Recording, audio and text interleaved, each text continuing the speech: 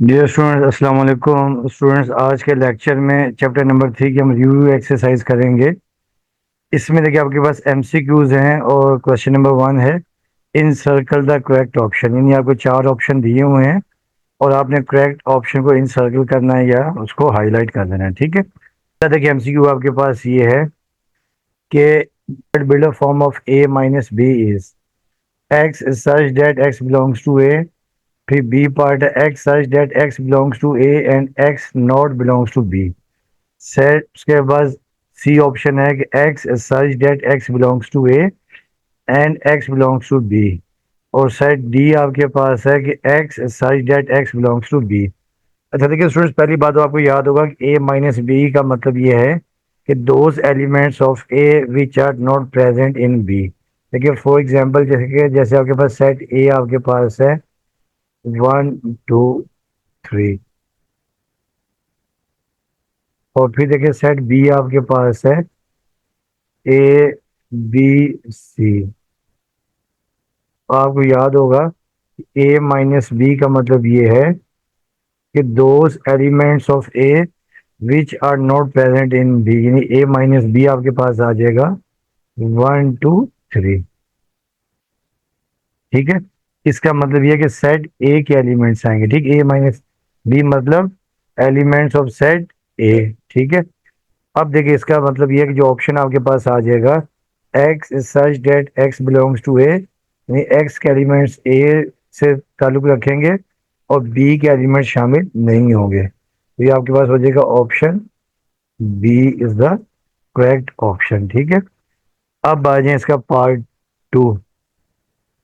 अब आपको कह रहे हैं कि if A union B is equal to A and A intersection B is equal to B, then. अब देखिए इसका मतलब देखिए ये आपके पास है कि A union B is equal to A, यानी सेट ए जैसे आपके पास है 1 2 3 और सेट बी आपके पास है 1 2। आप देखेंगे कि आपके पास ए यूनियन बी आपके पास क्या आ जाएगा, 1 2 3 आ जाएगा, 1 2 3।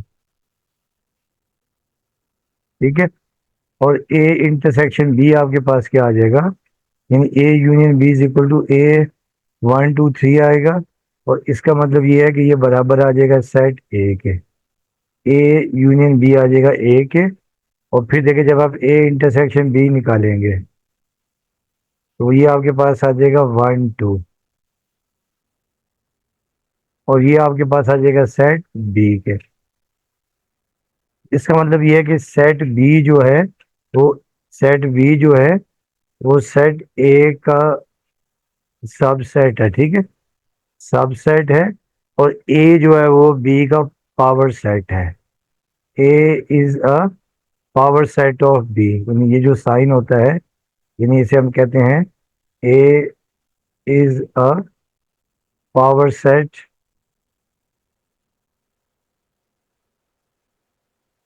Of B.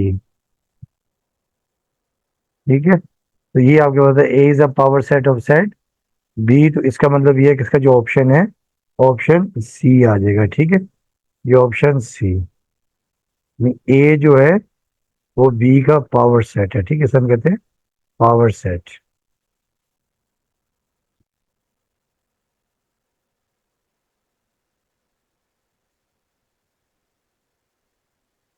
पावर सेट, ठीक है। अब आ जाए नेक्स्ट ऑप्शन आपके पास है, ऑप्शन आपके पास है नेक्स्ट है 3। अब आपको कह रहे हैं कि if A is a proper set subset of B then A minus B, यानी ए जो है बी का प्रॉपर सबसेट है। ठीक है, ए माइनस बी आपके पास क्या होगा, नल सेट होगा। ठीक है, अब देखें ना, अब जैसे आपके पास प्रॉपर सबसेट है तो प्रॉपर सबसेट का मतलब ये होता है, देखिए जैसे आपके पास सेट ए आपके पास है 1 2 है और सेट बी आपके पास है 1 2 3, यानी ए के तमाम एलिमेंट सेट बी के अंदर मौजूद है, यानी A is a proper subset of B. अब देखिए इसका मतलब ये है आपके पास क्या आ जाएगा कि ए माइनस जो बी है अब ए माइनस बी, क्योंकि ए के तमाम एलिमेंट सेट बी के अंदर मौजूद हैं, तो ए माइनस बी आपके पास आ जाएगा नल सेट। ठीक है, तो ये आपका आ जाएगा ऑप्शन सी, आ जाएगा option C is the correct answer. अच्छा, अब देखिए नेक्स्ट आपके पास है कि A minus B is equal to 5 and B minus A is equal to 5, यानी ए माइनस बी भी आपके पास 5 है और बी माइनस ए भी 5 है। इसका मतलब यह है कि दोनों सेट बराबर होंगे। देखे ना, जैसे मैं कहता हूँ कि सेट ए आपके पास है 1 2 और सेट बी भी आपके पास है 1 2, तो आप देखेंगे कि ए माइनस बी जो है ये भी नल सेट आएगा, क्योंकि ए के तमाम एलिमेंट्स बी के अंदर मौजूद हैं, और बी माइनस ए भी आपके पास आएगा नल सेट, क्योंकि बी माइनस ए के भी तमाम एलिमेंट सेट ए के अंदर मौजूद हैं। तो ये आपके पास आ जाएगा नल, यानी A is equal to B, दोनों सेट्स बराबर आ जाएंगे। ठीक है, A is equal to B आपके पास आ जाएगा।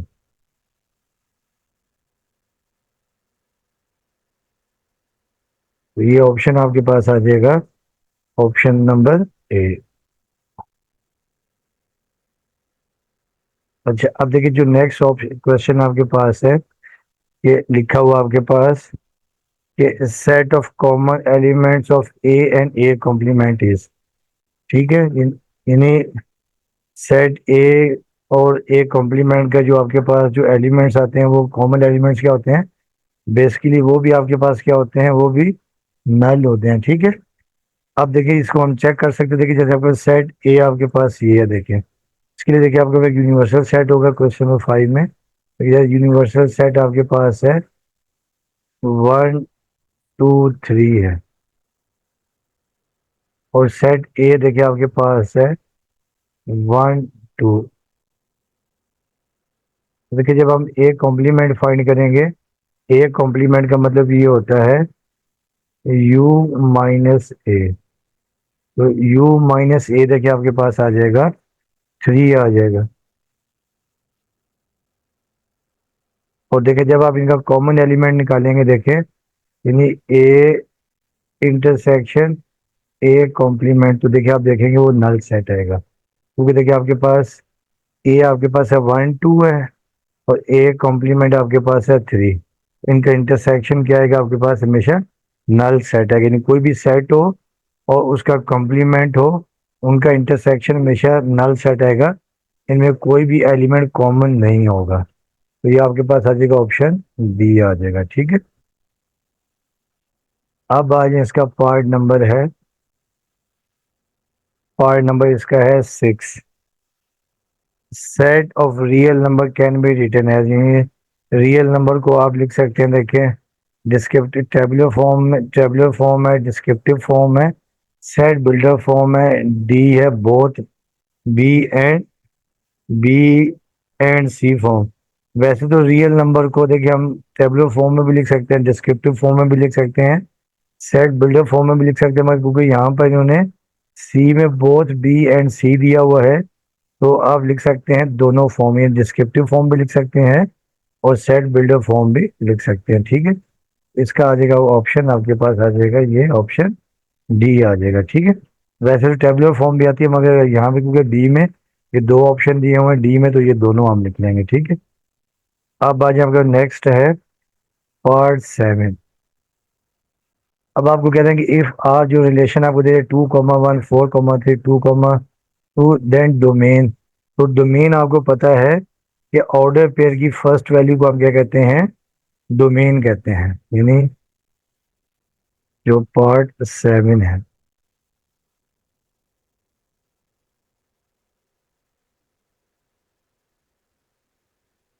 First value of N ordered pair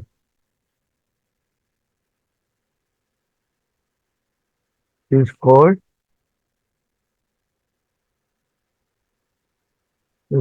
domain. ठीक है, तो अब आप यहाँ देखेंगे जो फर्स्ट वैल्यूज कौन कौन सी हैं, देखें अब यहाँ पर देखिए फर्स्ट वैल्यू आपके पास है 2 4 2। अब ये नहीं समझो 2 4 ही है, 2 और 4। तो ये आपका ऑप्शन कौन सा आ जाएगा? ऑप्शन ये आपका ऑप्शन आ जाएगा, ये आपके पास ऑप्शन आ जाएगा बी, 2 4। क्योंकि सेट में कोई वैल्यू रिपीट नहीं होती, तो ये 2 4 आ जाएगा। ठीक है, 2 4, तो ये आपके पास आ जाएगा। ठीक है। अच्छा, उसके बाद देखिए पार्ट आपके पास है 8।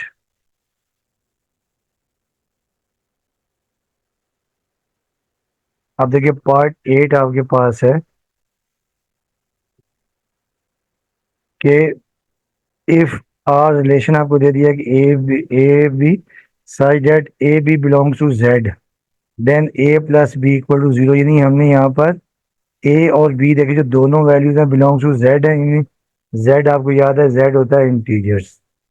0 +-1 +-2 +-3। तो आपको कह रहे हैं कि अब इसमें आपने ये देखना है कि जिसमें ए प्लस बी, ए ऑर्डर पेयर की पहली वैल्यू को ए कहते हैं और सेकंड वैल्यू को बी कहते हैं। आंसर 0 आना चाहिए। क्या आना चाहिए? 0। देखो तो पहले स्टेप में domain of R is a proper subset of range, फिर range of R proper subset of domain, और फिर domain of R is equal to range of R, और नन ऑफ दिस। अब देखिए यहाँ पर कोई भी वैल्यू ऐसी नहीं है कि जिसमें अगर आप a प्लस बी रखें तो आंसर 0 आ जाए। देखिए इसका मतलब ये होता है, देखिए जैसे आपके पास फॉर एग्जांपल ये हो कि देखिए ऑर्डर पे देखिए आपके पास जैसे -1 +1 हो, ठीक है, फिर जैसे -2 2 हो, फिर जैसे 3 - 3 हो। तो आप देखेंगे कि अगर आप जब ऐड करेंगे, देखिए -1 +1 तो ये आपका 0 आ जाएगा, फिर -2 +2 तो ये आपके पास 0 आ जाएगा, -3 +3 तो ये आपके पास 0 आ जाएगा। अब यहाँ पर कोई भी टर्म ऐसी नहीं है, ठीक है ना, यहाँ पे कोई भी रिलेशन ऐसा नहीं है कि जो इसको 0 करे। ठीक है, तो इसका मतलब ये है कि आप यहाँ पे इसको कर देंगे नन ऑफ दीज।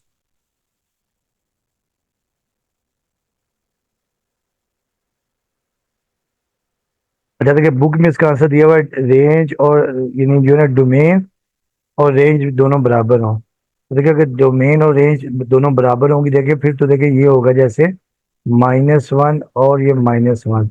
देखिए फिर जब आप ऐड करेंगे -1 और +1 को, देखिए जैसे आप करेंगे -1 +-1 तो ये तो आ जाएगा -2। तो ये नॉट इक्वल टू 0 है। इसका मतलब कि ये इसका ये ऑप्शन नहीं होगा। बुक में इसका आंसर दिया हुआ है सी, तो ये गलत है। ठीक है, अब आगे नेक्स्ट इसका ऑप्शन है पार्ट नंबर 9। अब पार्ट 9 आपको दे दिया है कि if R is equal to A comma B such that a b belongs to natural number and a cross b is equal to 10, then tabular form of r is। यानी हमें यहाँ पर a cross b जो है ना, देखिए जो part 9 है, इसमें a क्रॉस b आपको दे दिया है 12। यानी आपने यहाँ पर a और b की वो वैल्यू पुट करनी है कि 12 आ जाए। देखिए जैसे फॉर एग्जाम्पल पहला देखिए जैसे यहाँ पर दिया हुआ है 1 × 12 तो आपके पास 12 आ जाएगा। फिर देखिए जैसे अगर 2 × 6 है तो ये भी 12 आपके पास आ जाएगा। यानी डोमेन और रेंज दोनों का जो है प्रोडक्ट 12 आना चाहिए। तो देखिए पहला आपके पास 1 × 12 है, 2 × 6 है, 3 × 4, 4 × 3, 6 × 2, 12 × 1। इन तमाम का जो प्रोडक्ट है वो आपके पास क्या आएगा? 12 ही आएगा। वैसे तो ये 1 × 12, 2 × 6, 3 × 4 इनका भी जो प्रोडक्ट है वो 12 ही आता है, और इसका भी डी का भी प्रोडक्ट 12 आता है, सी का भी प्रोडक्ट 12 आता है।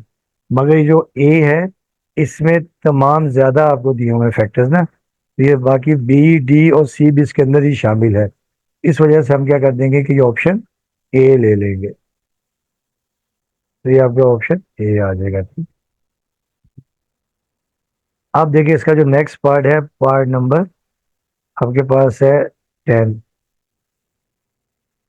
पार्ट 10 आपके पास ये है कि इफ ए एन ए का मतलब देखिए ये होता है कि number of elements in set ए, ये आपके पास है पी, ठीक है ना, नंबर एलिमेंट्स इन सेट ए, ये आपके पास पी है, ठीक है। तो देन ए क्रॉस ए, अब आपको याद होगा कि ए क्रॉस ए में देखिए अगर आपके पास सेट ए है तो इसके एलिमेंट्स आपके पास एम है, और सेट बी आपके पास है, उसके एलिमेंट्स आपके पास एन है। इसमें आपके पास अगर सेट ए एम है और सेट बी एम है, एन ए क्रॉस ए आपके पास एम इंटू एन आ जाता है, एम इंटू एन, ठीक है। अब यहाँ पर देखिए आपके पास ए क्रॉस ए, देखिए आपके पास आ जाएगा एम, आपके पास कितना है, ये भी पी है और ये भी पी है, तो ये आपके पास आ जाएगा पी स्क्वायर। तो ए मल्टीप्लाई जो आपके पास जो बनते हैं, यानी जो कार्टेशियन प्रोडक्ट होता है, वो आपके पास पी मल्टीप्लाई बाय पी यानी एम इंटू एन, ये पी स्क्वायर आपके पास आ जाएगा, ठीक है। तो ये आपके पास आ जाएगा पी स्क्वायर, तो ये आपके पास आ जाएगा, ठीक। तो ये आपने याद रखना है। अच्छा, फिर देखिए आपके पास जो पार्ट इसका 11 है, इफ सेट ऑफ, एक आपके पास number of elements in B is equal to आपके पास टी है, ठीक है। अब देखिए then the binary relation in B cross A, तब आपको याद होगा कि बाइनरी रिलेशन आपके पास ये होता है,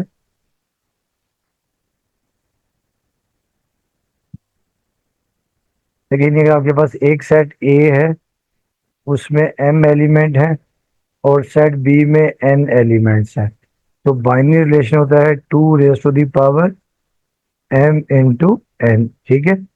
अब आप देखें यहाँ आपके पास देखिए ये टू, अब इसमें जो एलिमेंट्स हो आपके पास क्या टी है, तो देखिए ये आपके पास आ जाएगा टी मल्टीप्लाई बाय टी, तो ये टू की पावर टी स्क्वायर आ जाएगा, ठीक है। क्योंकि देखिए यहाँ पे जो आपके पास एलिमेंट है वो आपके पास क्या टी है, और बी क्रॉस बी, तो बी क्रॉस बी देखेंगे आपके पास जो ये आएगा बी क्रॉस बी, तो टू की power T multiply by T, तो ये आ जाएगा टी, टू की पावर टी स्क्वायर आ जाएगा, ठीक है। तो ये आपके पास ऑप्शन आ जाएगा डी आ जाएगा, ठीक है, ऑप्शन डी आ जाएगा। तो ये स्टूडेंट्स इसमें ये नहीं, ये आपके पास 11 एमसीक्यूज थे। उम्मीद करता हूँ कि आप लोगों को समझ में आएगा, तो बाकी इंशाल्लाह जो है नेक्स्ट लेक्चर में हम लोग चैप्टर नंबर 4 के एमसीक्यूज करेंगे, ठीक है। तो वीडियो देखने का आपका बहुत बहुत शुक्रिया। आपसे रिक्वेस्ट है कि चैनल को लाइक करें और साथ में सब्सक्राइब भी करें। स्टूडेंट्स, अल्लाह हाफिज़।